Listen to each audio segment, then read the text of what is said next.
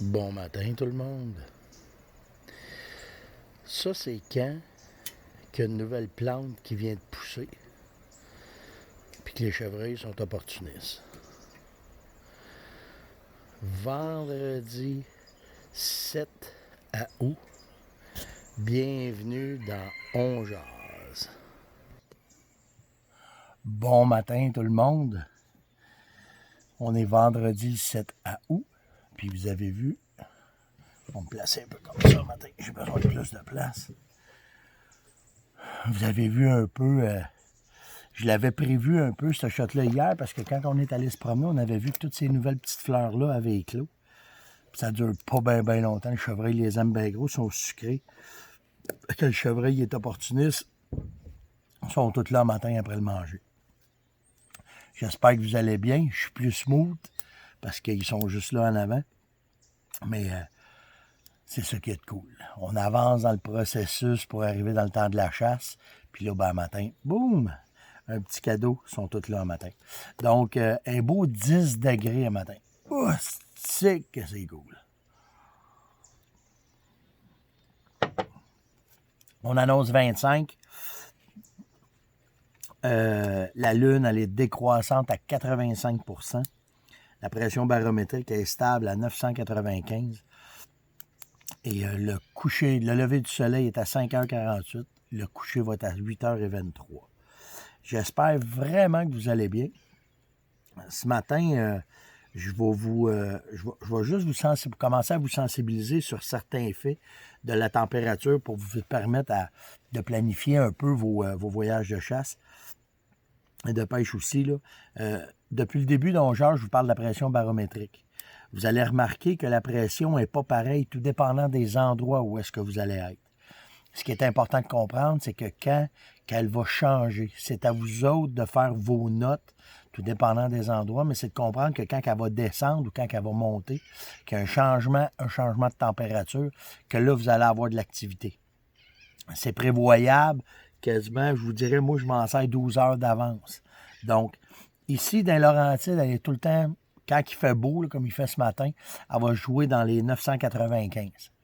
Quand j'étais dans l'Anaudière, elle jouait à 1005-1006.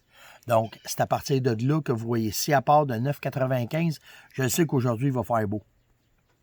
Si pendant la journée, je vois qu'elle est en descendant, bien, probablement que je vais avoir du mauvais temps qui va arriver.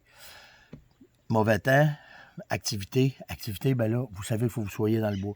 Elle va descendre dans les Laurentides, ici où est-ce que je suis, jusqu'à 983 à peu près. Fait qu'il va y avoir une variante d'à peu près 10, 15, tout dépendant où est-ce que je vais être. On commence avec ça matin. C'est ces informations-là. Après ça, je vais vous arriver avec des tableaux pour que vous soyez capable de comprendre un peu. Bon matin, coti. Donc, hey, c'est le fun parce que là, le travail de Vitalmix a commencé à faire son œuvre. Puis là, vous allez dire, Asti qui est fatigant, Monette, avec son Vitalmix. Je suis pas fatigant, c'est que je suis tellement content de ce produit-là, de l'avoir travaillé avec des chums, de l'avoir amené où ce qui est là, puis de voir les résultats. Puis là, c'est plus moi qui compte. Là. Moi, je vous dis qu'on a eu des augmentations en 5 ans de 500 à 10 000 photos sur des sites. Ça prouve de quoi? Ça prouve que les orignaux aimaient ça. Mais là, moi, ce que j'avais hâte, c'est qu'en fin de compte, la finition des tests, c'est vous autres qui les faisiez. Puis là, que ça me dit qu'à travers la province, le produit va très, très bien. Puis là, ben, de plus en plus, j'ai des témoignages, puis des gros témoignages. Hier, là, j'ai Yves Racine qui m'a dit, c'était écœurant, il dit, on a tout le temps fait des salines, puis depuis qu'on a mis Vitalmix, on a triplé les achalandages sur nos sites de chasse. Ben, et voilà. Moi, c'est ça qui est mon salaire dans ce que je fais. Ben, c'est de voir que ça vous donne des résultats, que c'est le fun de voir ça, puis que vous avez du fun. Puis en plus, ben, vous m'envoyez des photos. Fait que, tu sais, c'est win-win pour tout le monde. C'est sûr que c'est ma business, là. Mais ce que je suis doublement puis triplement content, c'est de voir les résultats que vous avez parce que ça prouve qu'on est dans une bonne voie puis qu'on fait bien notre job. C'est la même affaire avec les phéromones. Il y en a là, qui viennent me dire « Ouais, les phéromones, ça a baissé un peu, puis ça n'a pas baissé, c'est juste parce que tu as arrêté de les utiliser ou tu as arrêté de travailler avec. » Moi, je les ai tout le temps. tout le temps. Parce que je le sais, ça va faire la même affaire que Vitalmix. En temps et lieu, quand je vais en avoir le besoin, c'est peut-être ça qui va faire le déclic. Puis ça va me permettre de déjouer le gibier que je veux. Donc, merci à Yves pour ce témoignage-là. Puis si vous en avez, hein, gênez-vous pas. Là. Envoyez-moi des photos Messenger. C'est priceless pour nous autres. Ça. C'est vraiment cool. Vous avez participé en malade hier au concours. Puis merci beaucoup d'avoir fait ça. Je suis content de voir vous participer. Tu sais, c'est sharp. Je suis un gars heureux le matin. On va dire ça de même, OK? Les gagnants, c'est Michel E. et Steve Tardif-Vachon, qui sont probablement sur le même compte Facebook. Alors, je vais vous envoyer un Messenger un matin. Vous m'enverrez vos adresses. Hier, là, avant-hier, les gagnants du concours, les produits sont déjà partis. Vous allez les recevoir.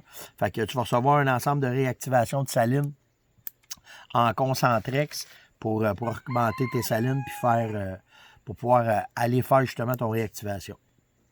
Et en parlant de réactivation de salines, on rentre là-dedans. Là, on est dans le temps où est-ce qu'il y a des changements qui s'opèrent en forêt. Vous l'avez vu un matin, ce que je vous ai montré des chevreuils qui étaient en avant de chez nous. Bien, la nature est après prendre son stade de tout est à maturité. Toutes les plantes sont rendues à maturité. Les jardins commencent à nous donner des légumes, des fruits en masse. Fait que là, vu que tout est à maturité, bien là, les chevreuils orignaux vont en prendre en masse, mais ils sont à la recherche de nouvelles affaires. Il y a des nouvelles carences qui vont arriver. Là, c'est le temps d'aller leur en remettre. Vous avez fait ce que vous aviez à faire au printemps. Là, c'est le temps d'aller réactiver, d'aller remettre du stock. C'est quoi que je mets?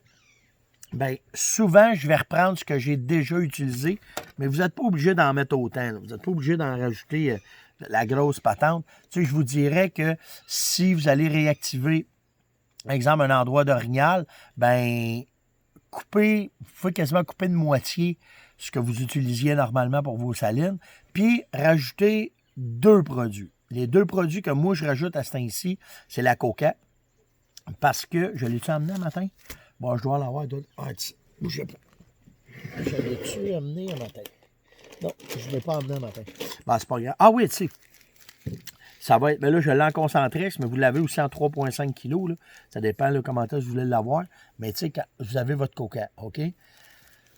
La coca apporte une affaire, c'est un ananas.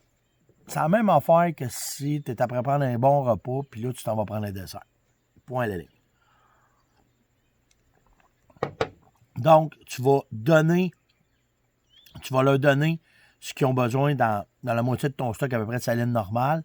Tu vas mettre ton jam, tu vas mettre, mettons, ton orifruit, dans le cas de chevreuil, ton cerf-fruit, tes minéraux, puis tu peux couper ça de moitié. Il n'y a pas de problème à ce temps-ci. La carence, elle est beaucoup moins grande. Là. Les femelles ont eu les petits, ils donnent du lait, les bocs, les panaches sont quasiment à maturité, on est rendu pas loin de la mi-août, fait que on est au début. Mais ça s'en vient, là. Fait que c'est pas primordial. La nature en donne en masse. Là, ce que vous voulez, c'est essayer juste de garder l'achalandage sur vos sites.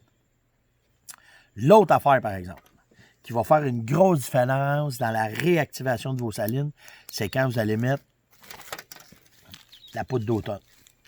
OK? Ça. Donc, comme ça. Là, c'est en petit format pour concentrer, s'il est concentré. Mais vous l'avez aussi.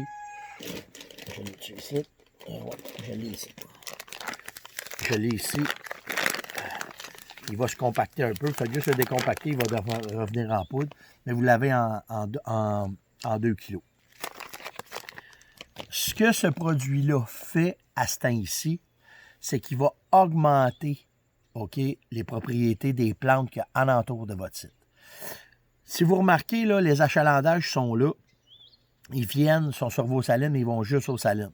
Si vous regardez alentour de votre saline, normalement, c'est pas trop mangé. Ils vont être là, ils passent, puis ils continuent. Là, ce que vous voulez, c'est leur donner un apport qui va être plus intéressant sur le site où est-ce que vous êtes. Vous voulez les garder là. Donc, ça devrait être aussi alentour de votre cache, puis ça va être alentour de votre saline. Vous prenez la poudre, vous essayez de vous monter le plus haut possible. OK? Donc, si tu es capable de monter dans ton stand, bien, fine, tu vas être assez haut. Si tu n'es pas capable, tu montes debout sur ton bicycle ou tu vas monter debout dans ta boîte de pick-up. si ça se rend jusque-là. Puis là, tu vas prendre la poudre puis tu vas la lancer à la main, pas le sac au complet, à la main en petite quantité. Une bonne poignée dans la main. Là, tu vas le lancer. Le vent va le prendre puis va aller le déposer, ses feuilles. C'est là que ça va augmenter l'apport calorique de ces plantes-là. Là, ils vont rentrer, ils vont tout venir les manger. Vous allez voir, là, c'est hallucinant, ils vont tout vous cleaner ça. C'est ce que vous voulez. Parce qu'une fois que ça va être cleané, vous allez pouvoir après ça en refaire un peu plus loin, l'en reporter ailleurs, puis vous allez augmenter la qualité du garde-manger qu'il y a en entour de votre site de chasse. Donc là, l'habitude va se créer, va rester. Quand la chasse va arriver, parce que la chasse est dans un mois à peu près, dans à peu près entre 5 et 6 semaines, bien là, ce que ça va faire, c'est quand vous allez revenir, puis là c'est là que ça va faire la job encore plus, c'est que l'apport nutritif que vous allez remettre par-dessus les feuilles, par-dessus le sol, ils mangent tout. Aussitôt que ça touche de quoi, ils vont le manger. Le chevreuil va manger les feuilles au sol, l'orignal va manger ce qu'il y a d'en haut. Les plantes, même qui n'aiment pas manger avec ça dessus, ils vont y manger pareil. Parce que ça leur donne un apport nutritif bien différent que qu'est-ce que la nature va leur donner, parce que vous jumpez, OK, la qualité de votre produit. Donc, c'est ce qu'il vous reste à faire à ce temps-ci. Pas obligé d'y aller en gros. C'est sûr que si votre bloc de sel, il est magané, mettez-en un nœud. C'est le temps de rajouter du Vitalmix, c'est le temps de réactiver ça. Ceux qui peuvent, je vous le dis, le produit est nœud, on apprend au fur et à mesure, mais on s'aperçoit que Bruno a bien du succès ce qu'on chasse présentement, d'avoir laissé tremper ses blocs pendant 24-48 heures, que le bloc l'a bu en masse, bien, il y a un succès avec ça. Puis souvent, pardon, ce que ça permet, c'est aussi que si vous n'avez pas tous les fameux poteaux qu'on vous a montré de faire, bien, si vous avez juste un pic, bien, le trempant dedans, bien, votre pic, votre pieu, lui aussi va s'imbiber, puis le bloc va donner l'apport nutritif qu'il y a dedans. Fait que c'est à peu près ça pour la réactivation des salines. Y est-tu trop tard pour en partir des nouvelles? Non, il n'est jamais trop tard. Je vous l'ai expliqué déjà, c'est à ce temps-ci, ils vont quand même rentrer dedans. Ça peut être un peu plus long. Par contre, vous allez jouer l'attrait attractif, l'attrait de curiosité. C'est ça qui va peut-être les amener sur votre territoire puis les garder là. Ça fait faire de l'activité. C'est ça qui est bon. Puis, il y en a qui sont beaucoup sénères avec la prédation. Ils voient des ours, c'est quand même, ils voient des loups, ils voient des coyotes. C'est pas grave, ça fait de l'activité. C'est ce qu'on a besoin. Quand on chasse, mettons, quand on chasse le loup, quand on chasse le coyote, quand on trappe, on veut souvent, ou quand on va faire des bêtes d'ours, on veut souvent essayer de les amener à nos places. Bien, qu'est-ce qu'on va faire? On va mettre du stock en dehors de nos drums pour que les corneilles, puis que les oiseaux viennent, puis ça cacasse, puis ça crie. Bien, ça attire l'attention, puis ils viennent voir ce qu'il y a. C'est la même affaire que vous voulez en entour de tous vos sites, vous voulez qu'il y ait de l'activité. Inquiétez-vous pas. Si vous avez fait vos micro-salines un peu partout sur votre territoire, les prédateurs, on en a déjà parlé, vont avoir de la misère à les saisir.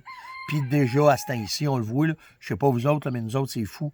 Les bébés orignaux et les bébés chevreuils sont sauvés. Ça va très bien. Donc, c'est à peu près ça pour la réactivation des salines. Si vous avez d'autres questions, vous voulez savoir un peu, mais allez-y, mon lot, là. Vous y allez avec la moitié de ce que vous utilisez. Vous mettez de la coke, vous mettez de la poudre d'automne, puis vous êtes starté, c'est fait. Vous avez commandé. Moi, en tout cas, c'est comme ça qu'on réactive. J'ai eu beaucoup de questions sur les bottes Zamberlan. OK? Sur ces fameuses bottes-là pour la chasse. Je le sais que c'est pas donné à tout le monde. Je le sais que c'est pas facile à trouver non plus parce qu'ils sont faits pas mal vider. Mais by the way, venez juste m'écrire, puis je vais pouvoir vous aider à en trouver. Là. Je sais un peu qui est-ce qu'il y a dans la province, parce que j'ai assez envoyé de monde un peu partout qui sont capables de les trouver. Mais c'était pour les traitements. OK? Ces bottes-là, il faut qu'ils soient traités. OK? Il y a un enduit à l'intérieur de Gore-Tex. La botte ne prend pas l'eau. Mais pour protéger votre cuir, l'avantage de cette botte-là, comparativement aux autres compagnies que je ne savais pas, c'est que le cuir qu'ils vont utiliser, c'est un cuir de bœuf qu'ils utilisent, pas un cuir de vache. La raison, c'est que le cuir de bœuf est plus résistant. Il est plus épais. Il est plus de qualité pour pouvoir faire une botte de ce genre-là. Ça, c'est les miennes. Là, ils commencent à être usés, là, mais quand même. Mais à tous les ans, il faut faire quand même ce traitement-là. Ce que vous faites, vous allez vous chercher de la graisse, OK, de la graisse à botte, ou la meilleure que moi je connais, c'est celle de Vison, OK, qui fait en masse la job. Puis, je vais enlever ça. Et pop. Puis moi, je la fais, OK? Ça, c'est Yann, moi puis Yann qui fait ça. C'est notre graisse d'ours qu'on utilise. Fait que ce que vous faites, c'est que vous en mettez sur votre guenille. Vous prenez votre botte. Puis, vous venez de l'appliquer dessus, OK? Le détail important quand vous faites ça, il faut en mettre épais. Puis ensuite, OK, ça va donner ça. Ne bougez pas, là, je vais l'arranger. Ce qui est important ensuite, c'est de le laisser imbiber. Vous allez voir, là, je vais continuer. Il me reste pas mal de stock à parler. Ouais, OK, je vais avoir le temps de faire une autre chronique. Puis vous allez voir, je vais vous le remontrer après. OK, là, je ne le ferai pas tout, là, parce que pas une ça à faire. Serrer mes bottes pendant que je vous parle. Là. Mais regardez bien là, comment il y en a dessus. Là. OK? Vous voyez ça à botte, là? Regardez, là, il y a des traits de gras dedans. OK? Là, je vais continuer. Puis vous allez voir, quand je vais revenir tantôt, le cuir va l'avoir bu. Puis c'est ce qu'on veut, parce que c'est ça qui va protéger notre cuir. Puis qu'en plus, ben, ça va l'imperméabiliser.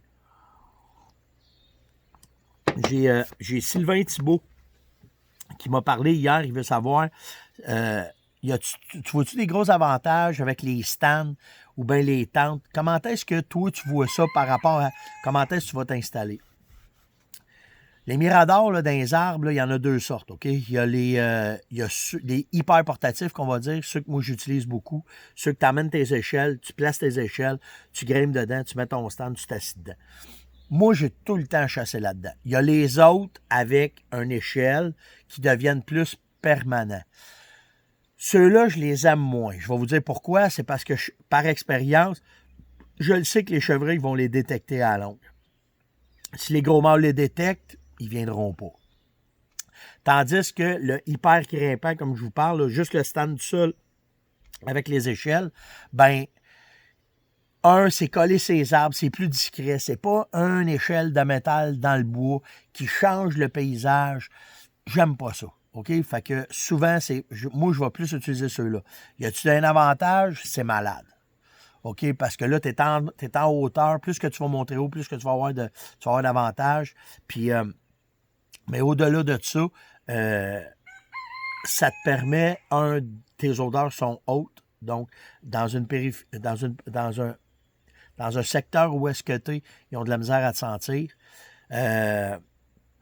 Puis ils ne te voient pas. Tu es au-dessus de leur ligne de vision de yeux. Fait que quand ils se promènent, la seule affaire, par exemple, c'est que vu que souvent tu vas être en hauteur, s'il arrive de loin, sa vision, ça lui permet de voir mieux. Si ton saut de chasse n'est pas adapté, que tu n'as pas fait attention au UV, il va te spotter de loin. Ça, c'est sûr et certain. Puis c'est la même affaire pour le sol. Donc, faites attention à vos vêtements quand vous faites ça. Puis le secret, c'est d'être capable de bien dissimuler le stand dans une talle d'arbre. Il faut que ça soit fourni pour que tu te confonds dans le paysage. Si tu as un poteau de téléphone, si tu es en plein milieu d'un champ, puis tu montes un stand là-dedans, bonne chance. Parce que là, ils vont te voir de loin. Le moindrement tu vas bouger, tout de suite, ils vont regarder en l'air, puis ils vont te voir. Le secret, c'est de mettre ça le plus... Tu sais, à ce temps-ci, c'est facile. Il y a beaucoup de feuilles. Fait que, tu sais, c'est facile de monter un stand, de te camoufler un peu. Tu as des branches alentour de toi, c'est correct. Mais quand les feuilles tombent, c'est un autre game. Fait que tu essaies de te mettre dans un tas. C'est pour ça, moi, souvent, la majorité des stands que je monte, je les monte dans des érables qui sont 2-3 ensemble. Bien, je vais me monter dans le milieu de ça. C'est pas commode pour passer mon arc. C'est pas commode pour passer ma carabine parce que j'ai tout le temps un arbre en avant de moi. Sauf que ils ne me voient pas en assis. Puis quand c'est moi qui les pogne, c'est pas eux autres qui me pognent. Fait que, tu sais, c'est un peu la façon que je travaille. Puis, c'est juste les stands que tu es capable de mettre des pédales pour y aller parce que les stands avec les échelles, il faut tout le temps que ce soit un arbre bien comme il faut, que tu vas venir à côté dessus. Là, tu sais, ça fait En tout cas, moi, c'est ce que j'aime le plus. L'autre affaire, si tu parles des tentes, c'est merveilleux, ça aussi. Le gros avantage des tentes, c'est que ça coupe le mouvement. Si tu bouges n'importe quoi, en arrière, ils ne voient rien. Il faut que tu te mettes le plus possible au fond pour pas que la lumière qui rentre dans la tente, tu te fasses voir, tu te fasses voir, puis que ton mouvement soit là. Oui, il faut que tu te camoufles la face, parce que cette belle patente blanche-là, dans le fond de la tente, ils le voient. La pire affaire qu'ils voient, c'est les gars de mon âge, là, on commence à être blanc, là. Ça, là, un stick qu'ils le voient. Fait que ça, il faut camoufler ça. Fait que c'est soit que tu mets un masque ou tu vas le teindre. Vous allez voir, là, au fur et à mesure que la saison va avancer, mais je suis comme dans mon temps, là, il sera plus blanc, mon pinch. Fait que ça, c'est bien important d'entendre. OK? Le désavantage d'une tente, c'est que ça laisse des odeurs. Fait qu'il faut que vous fassiez attention, de la laisser dans le bois bien d'avance, puis de la placer. Puis, autant le stand que la tente, le meilleur temps pour chasser dedans, c'est la première fois qu'on les met. la première fois que vous les mettez, c'est là qu'il y a tout à votre avantage. Fait que faites attention à ça. Si vous la laissez là longtemps, votre temps de la laisser là pour qu'il s'habitue, rentrez-la dans un tas de branches. Faites un tas de branches. Faut qu'elle se dissimule. Faut pas qu'elle soit vue. Il faut vraiment qu'elle soit cachée. Puis travailler les odeurs. Il y a des tentes. Tu sais, il y en a qui payent un peu plus cher pour une tente. Il y a des raisons pour ça. Quand vous payez plus cher, le carbone à l'intérieur, il est meilleur. Ça retient mieux les odeurs. Donc, faites attention à ça aussi. La grandeur des fenêtres, la qualité. On paye pour qu'est-ce qu'on a. Hein. Je reviens tout le temps à ça, là, mais on paye pour qu'est-ce qu'on a. Donc, j'espère, Sylvain, ça a répondu un peu à tes questions, puis c'est correct.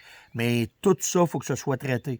Tu traites avec un destrodeur, mettons, tu vas tout vaporiser ton stock. Tu le laisses dehors, puis là, tu laisses aller le temps. Puis normalement, le soleil, tout le kit va faire la job. Si je reviens à ma botte, regardez, là, il n'y en a quasiment plus. Là. Je ne toucherai pas, là, juste vous le montrer. Là.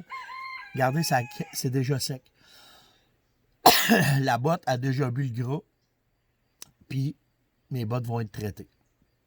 Fait que c'est important de les traiter. Ça empêche le cuir de craquer. Puis ça garde votre botte performante. Des bottes de ce prix-là, tu vas y faire attention. Si vous y faites attention, là, un gars qui chasse moyen, là, ça va y durer au moins 10-15 ans, ces bottes-là. Facile. Fait que l'investissement vaut vraiment le prix. Moi, j'en passe peut-être aux 2 ans, 3 ans, mais je suis tout le temps dans le bois, je les ai tout le temps dans les pieds.